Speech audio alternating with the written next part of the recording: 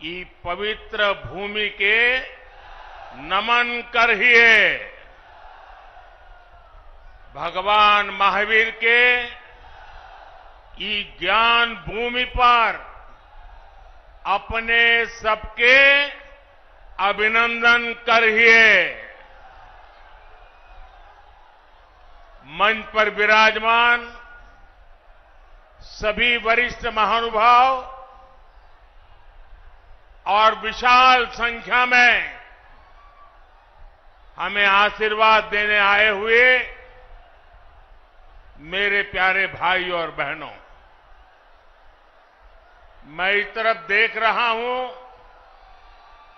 पूरा हुजूम का हुजूम अभी आ रहा है।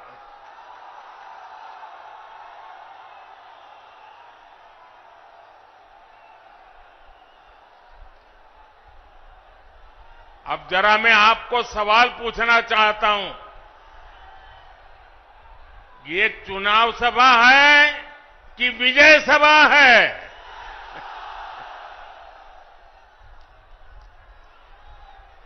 आपने कमाल करके रख दिया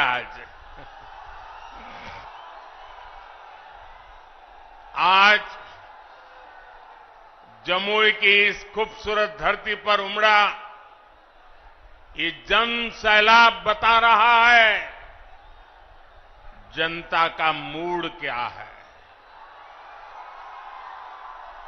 जुमई से बीजेपी और एनडीए के पक्ष में उठी ये हुंकार बिहार के साथ ही पूरे देश में गूंज रही है। जमुई, नवादा, मुंगेर, बांका के साथ साथ बिहार की सारी 40 सीटें एनडीए के खाते में देने का आप बिहार वासियों का निर्धार, मैं इस निर्धार को नमन करता हूं और इसलिए पूरा बिहार कह रहा है, फिर एक बार, फिर एक बार, फिर एक बार। साथियों, मैं जब भी आपके बीच आया हूं, आपने मुझे भरपूर प्यार दिया है, अपनापन दिया है, लेकिन आज इस मंच से एक कमी हम सबको महसूस हो रही है। हमारे लिए ये पहला ऐसा चुनाव है जब बिहार के बेटे दलितों, वंचितों के प्रिय और मेरे परम मित्र पद्म विभूषण से सम्मानित रामविलास पासवान जी हमारे बीच नहीं है। मुझे संतोष है कि रामविलास जी के विचार को मेरा छोटा भाई चिराग पासवान पूरी गंभीरता से आगे बढ़ा रहे हैं। 19 अप्रैल को आप एनडीए को जो समर्थन देंगे, आप भाई अरुण भारती जी को जो एक एक वोट देंगे, वो रामविलास जी के संकल्पों को मजबूती देगा। साथियों, बिहार की धरती पूरे देश को दिशा दिखाने वाली रही है। बिहार की इस धरती ने आजादी की लड़ाई में और स्वतंत्र भारत की नींव मजबूत करने में बहुत बड़ी भूमिका निभाई है। लेकिन दुर्भाग्य से बिहार के सामर्थ्य के साथ आजादी के बाद 5-6 पीढ़ियों के साथ यहां न्याय नहीं हो पाया। बिहार को एनडीए गठबंधन बहुत ही परिश्रम से एक बड़े दल से बाहर निकालकर लाया है। हमारे नीतीश बाबू की इसमें बहुत बड़ी भूमिका रही है। अब समय आ गया है कि बिहार और तेज गति से विकास करे। इसलिए 2024 का चुनाव बिहार और भारत के भविष्य के लिए बहुत निर्णायक है। ये चुनाव विकसित बिहार के सपनों को पूरा करने का चुनाव है। ये चुनाव विकसित भारत के संकल्प को मजबूत करने का चुनाव है। आज एक और कांग्रेस और आरजेडी जैसी पार्टियां हैं जिन्होंने अपनी सरकार के समय पूरी दुनिया में देश का नाम खराब किया था। दूसरी ओर बीजेपी और एनडीए है जिसका एक ही लक्ष्य है, विकसित भारत का निर्माण, खुशहाल बिहार का निर्माण। आप याद करिए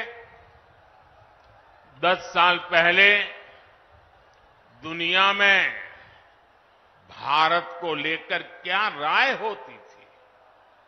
कांग्रेस के राज में भारत को कमजोर और गरीब देश माना जाता था।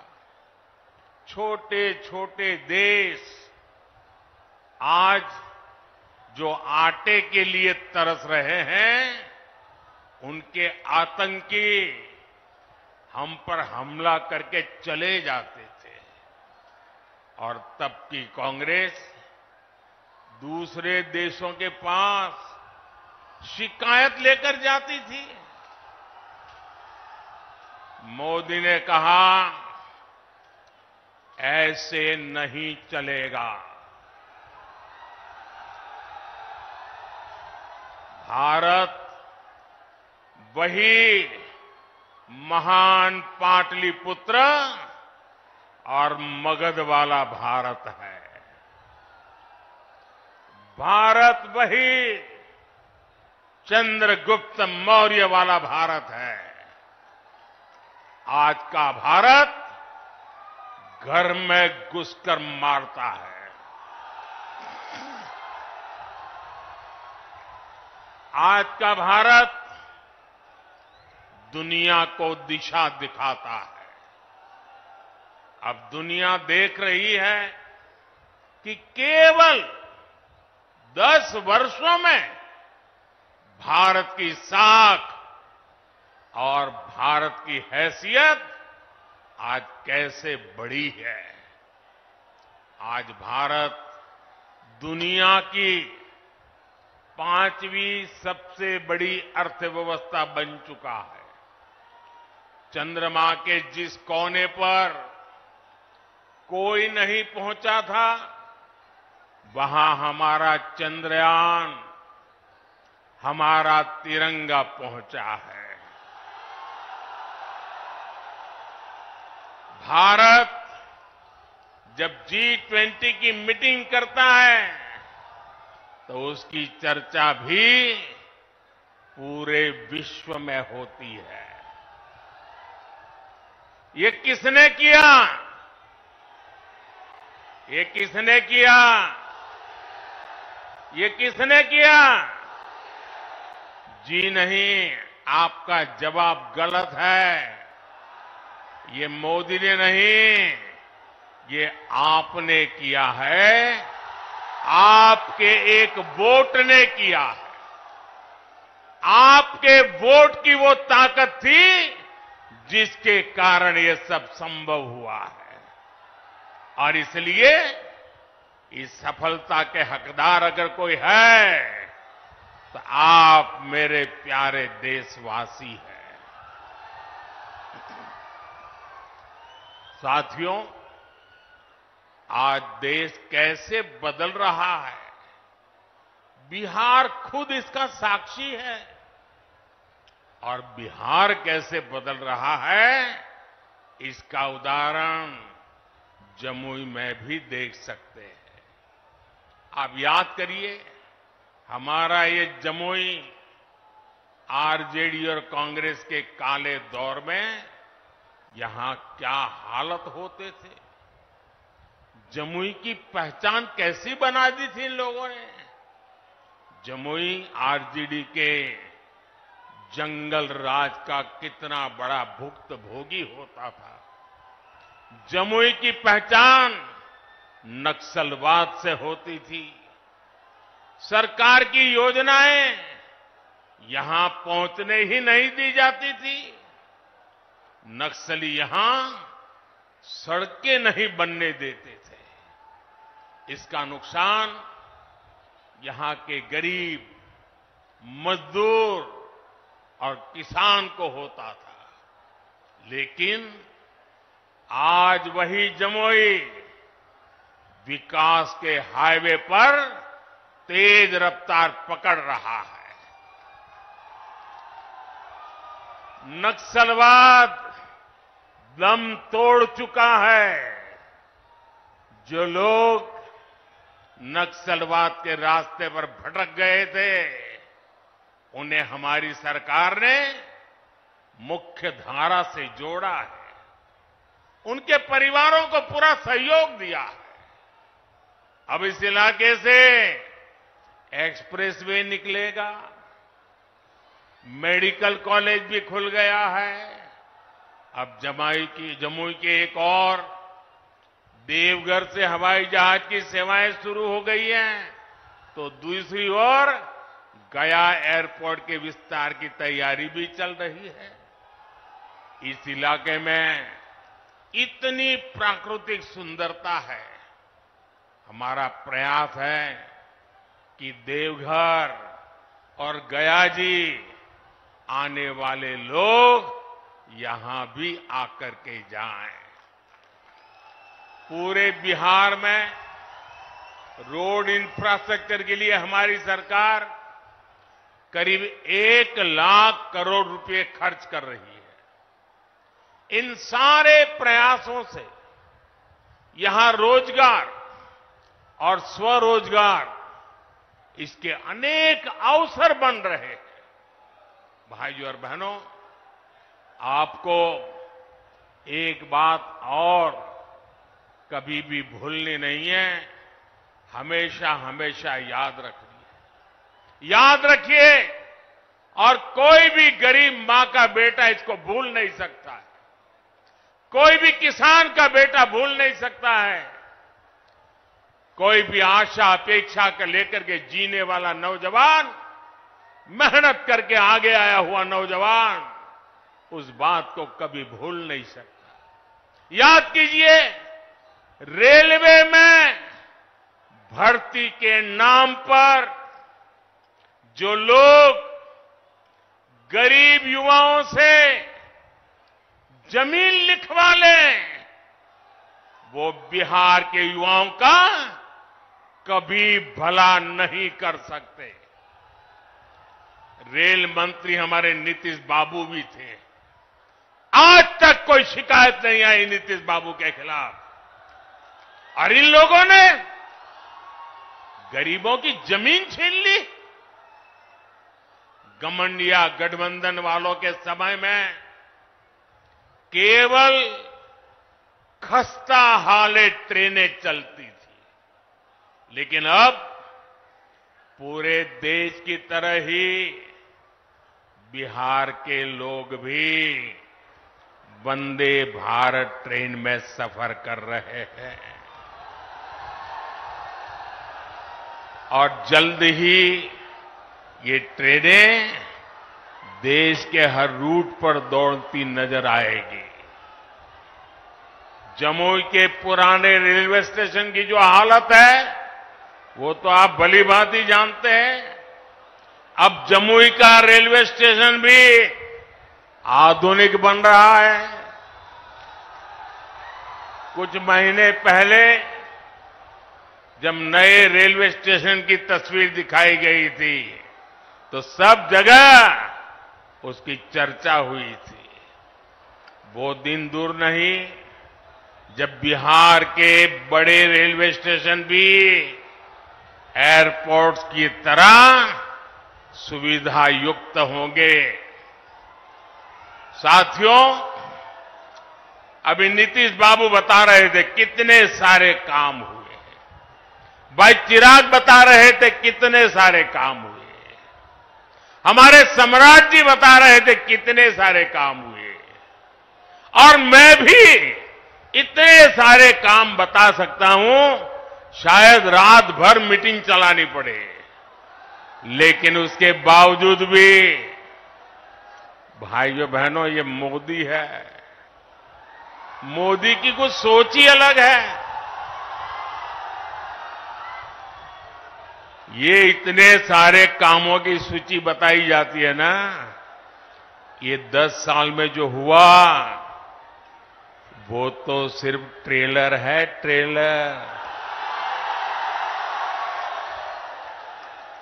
अभी तो बहुत कुछ करना है। अभी तो हमें देश को, बिहार को बहुत आगे लेकर के जाना है। आप मेरे साथ सहमत हैं?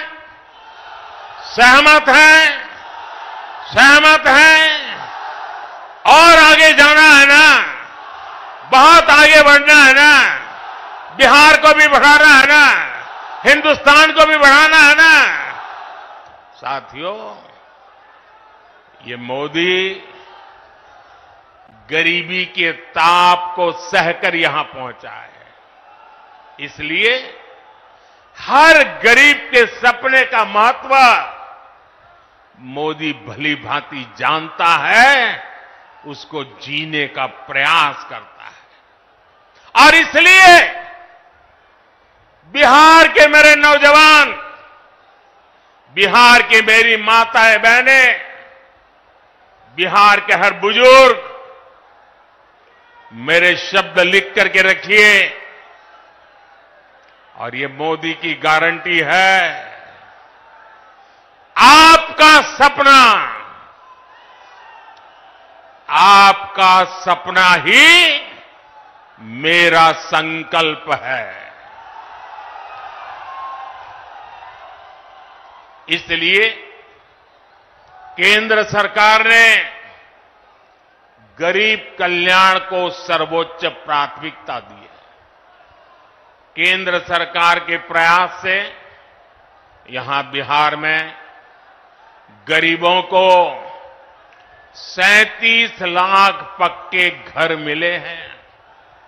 आज बिहार के करीब 9 करोड़ जरूरतमंदों को मुफ्त राशन मिल रहा है, और मोदी की गारंटी है अगले 5 साल भी मिलता रहेगा।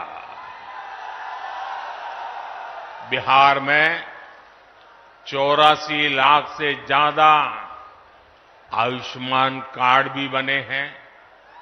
इसलिए ही मैं कहता हूं, जब नीयत सही, जब नीयत सही तो नतीजे सही। साथियों, बीजेपी सरकार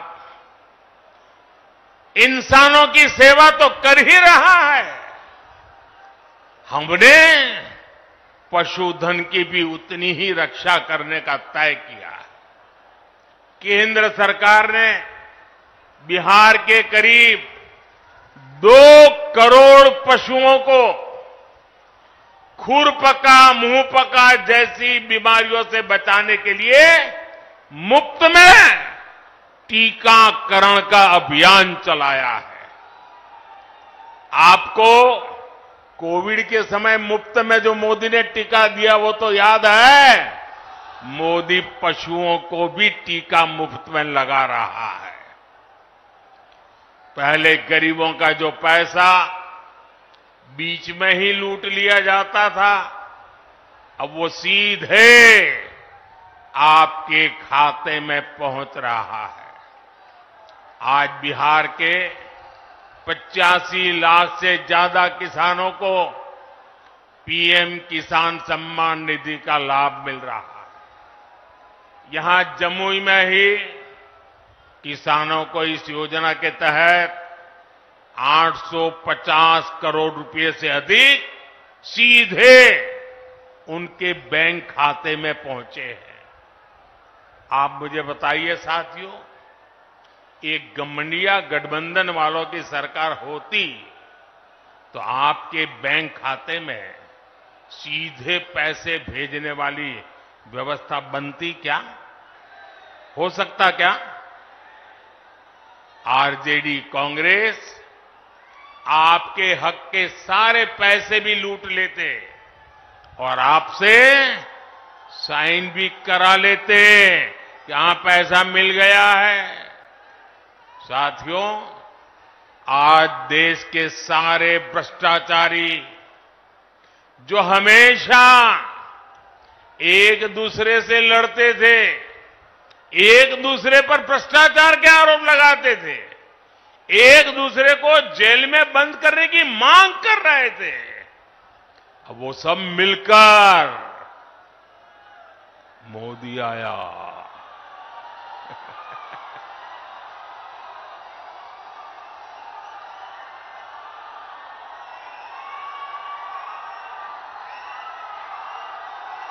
भ्रष्टाचारी कान खोल करके सुन ले, ये मोदी नहीं आया, 140 करोड़ देशवासियों का भ्रष्टाचारियों के प्रति गुस्सा निकल करके आया है। और इसलिए ये मोदी के खिलाफ अनाप शनाप पता नहीं क्या क्या बोलते हैं। साथियों, मैं कहता हूं भ्रष्टाचार हटाओ। मोदी कहता है भ्रष्टाचार हटाओ, वो कहते हैं भ्रष्टाचारी बचाओ। आप मुझे बताइए, भ्रष्टाचार हटना चाहिए कि नहीं हटना चाहिए? इस देश से भ्रष्टाचार जाना चाहिए कि नहीं जाना चाहिए? हर स्तर पर से भ्रष्टाचार जाना चाहिए कि नहीं जाना चाहिए? जिन्होंने लूटा है उन्होंने लौटाना पड़ेगा कि नहीं पड़ेगा? साथियों, ये कौन लोग हैं जो भ्रष्टाचार के खिलाफ इतनी बड़ी लड़ाई का विरोध कर रहे हैं? आप देखिए, एक तरफ एनडीए सरकार है जो नए उद्योग लगाने की बात करती है, दूसरी ओर ये लोग हैं जिनकी पहचान अपहरण उद्योग की रही है। एक तरफ एनडीए सरकार है जो सोलर पावर और एलईडी लाइट की बात करती है, दूसरी ओर एक गठबंधन गठबंधन वाले लोग बिहार को लालटेन युग में रखना चाहते हैं। हम नीतीश जी के सहयोग से बिहार में हाईवे और एक्सप्रेसवे बना रहे हैं, जबकि आरजेडी ने बिहार को गड्ढे और खाई में धकेल दिया था। एनडीए सरकार गरीबों की उनकी जमीन का प्रॉपर्टी कार्ड दे रही है, जबकि आरजेडी के लोग गरीबों की जमीनों पर कब्जा करते हैं। हम महिलाओं को सुरक्षा की गारंटी देते हैं, बेटियों को नए अवसर देते हैं, जबकि आरजेडी के लोग जंगल राज में बेटियों को सड़कों से उठा लिया जाता था। साथियों, हमारी सरकार में राम मंदिर का 500 वर्ष पुराना सपना पूरा हुआ।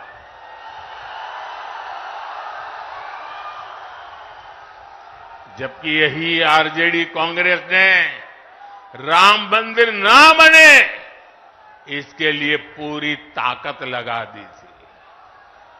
आज भी ये लोग राम मंदिर का उपहास उड़ाते हैं, अपमान करते हैं।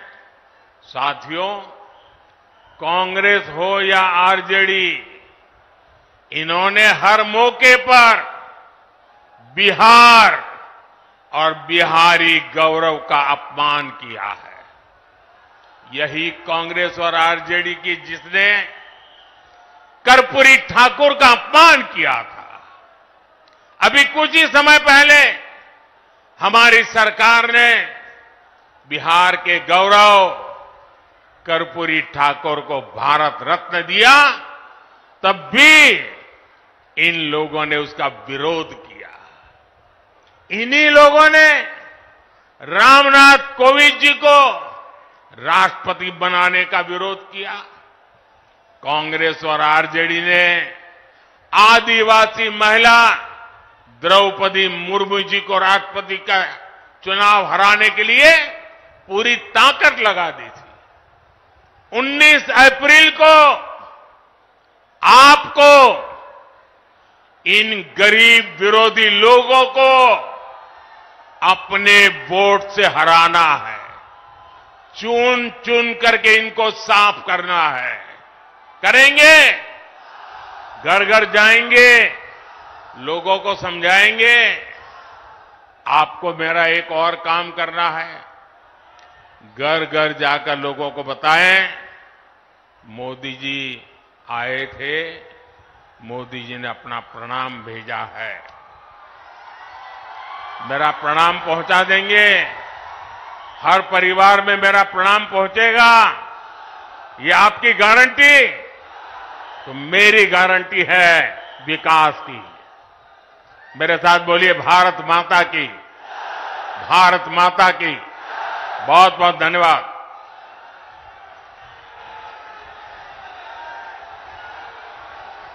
नरेंद्र मोदी जिंदाबाद। भारत माता की, भारत माता की। नरेंद्र मोदी जिंदाबाद, नरेंद्र मोदी जिंदाबाद, नीतीश कुमार जिंदाबाद, चिराग पासवान जिंदाबाद, अरुण भारती जिंदाबाद, हेलीकॉप्टर छाप जिंदाबाद, हेलीकॉप्टर छाप जिंदाबाद।